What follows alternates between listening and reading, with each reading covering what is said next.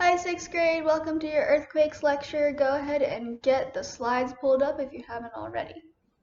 So, this is chapter 11, pages 130 to 131, all about earthquakes.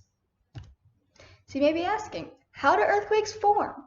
When lithospheric plates, or tectonic plates that we learned about last chapter, are forced in opposite directions, stress starts building between these parts in the rock. And a bunch of potential energy, remember energy at rest, starts building and building and building. The rock, the plates, can only stretch so far until they snap back, just like a rubber band. So here's the plates at rest, and they start stretching and stretching and stretching until one point where they just go boop, and they snap back. That release of energy when they snap back together is called an earthquake. And all the energy from this earthquake travels outward in what we call seismic waves. So let's head into slide 3, the focus and the epicenter. You've probably heard of these words before, maybe epicenter more than focus.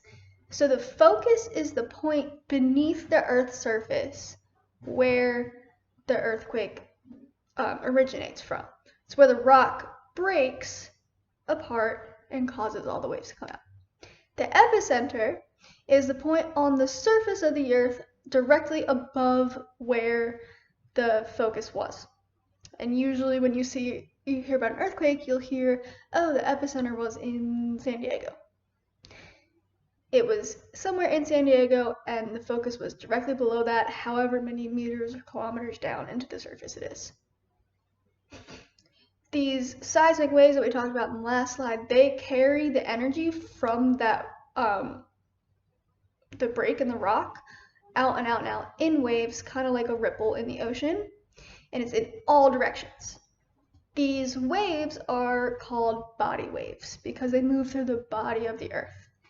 And there are two kinds of body waves, which we will get to in just a minute. So if you take a look at slide 4, this is just a diagram of focus, epicenter, and waves. So you'll see the red dot down in the rock of the Earth is where the earthquake first happened. It slipped on that fault, and the energy started releasing outward in waves, much like a ripple on water. And the epicenter is the point that is directly above that, on the surface of the Earth.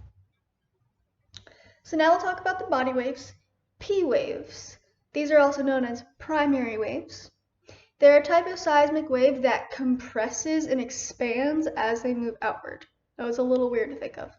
They cause the rock particles to squeeze and stretch. They're the fastest type of wave, and they move through solids and liquids and gases.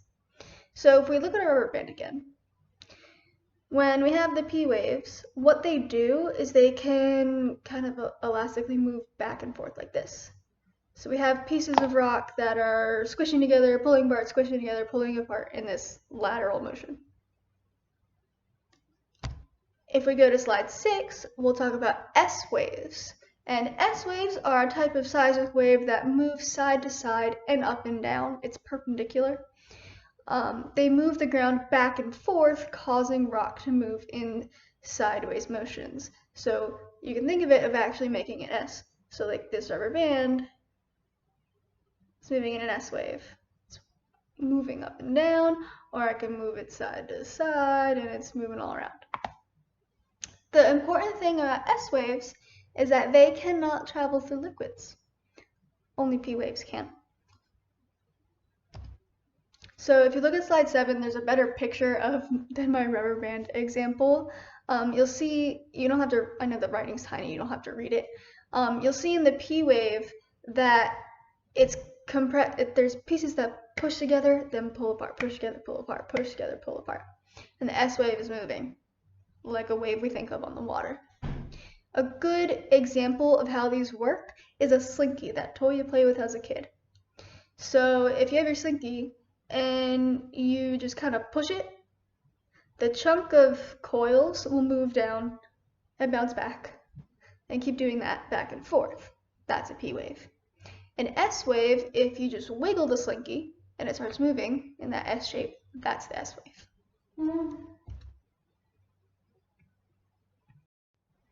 So now that we've talked about the type of waves, let's talk about the destruction they can cause. P waves are responsible for some damage, but S waves are the ones that are responsible for the shaking ground that we associate with earthquakes. Because they cause the ground to move in those sideways manners, that's when all the buildings start shaking and things fall down. Once these waves hit the surface, they are called surface waves, just like on the ocean.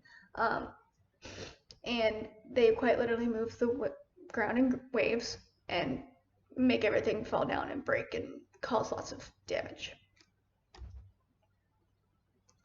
So now on slide 9, there are 3 things we use to measure earthquakes. The first one is the Mercalli scale. This rates an earthquake's level of damage that it caused on a range from 1 to 12. Then there's the Richter scale. The Richter scale is what you'll hear all the time saying, oh, it was a 7.4 earthquake. The Richter scale is how the strength of the earthquake, or what we call the magnitude, and that is on a scale from 1 to 10, 10 being the worst.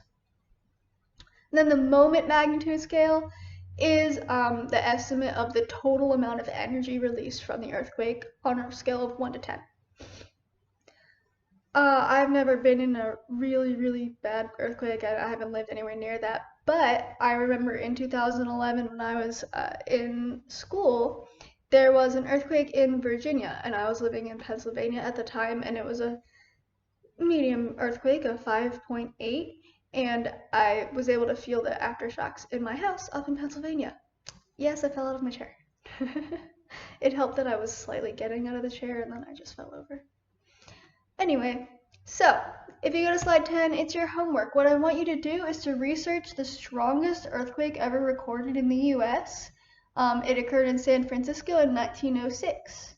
So go ahead, just look that up. Tell me the magnitude, the depth of the focus, so how far into the surface of the earth was the focus, where is the epicenter, like the exact location, not just San Francisco.